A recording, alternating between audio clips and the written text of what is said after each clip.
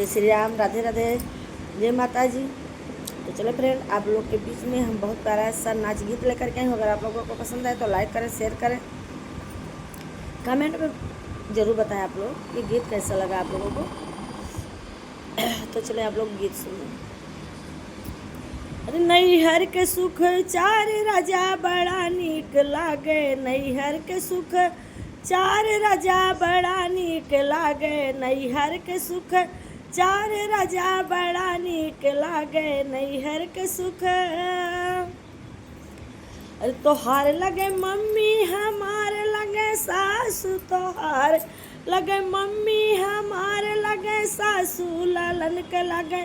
दादी राजा बड़ा बुरा लागे, लालन के लगे दादी राजा बड़ा बुरा लागे, लालन के लगे दादी राजा बड़ा बुरा लागे, नैहर के सुख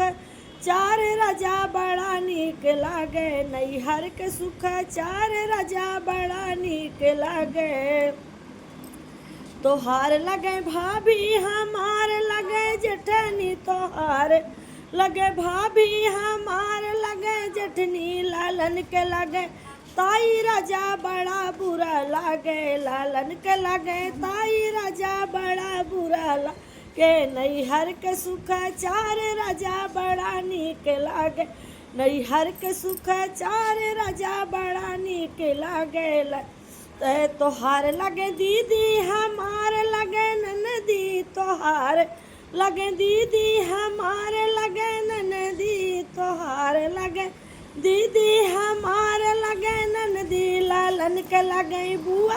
राजा बड़ा बुरा लागे, लालन के लगे बुआ राजा बड़ा बुरा लागे,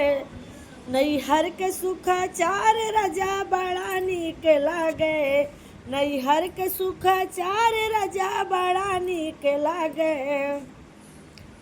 तोहार लगे भैया हमार लगे देवर, तोहार लगे भैया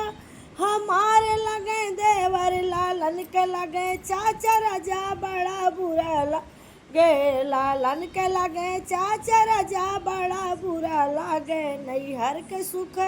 चार राजा बड़ा नीक लागे, नैहर के सुख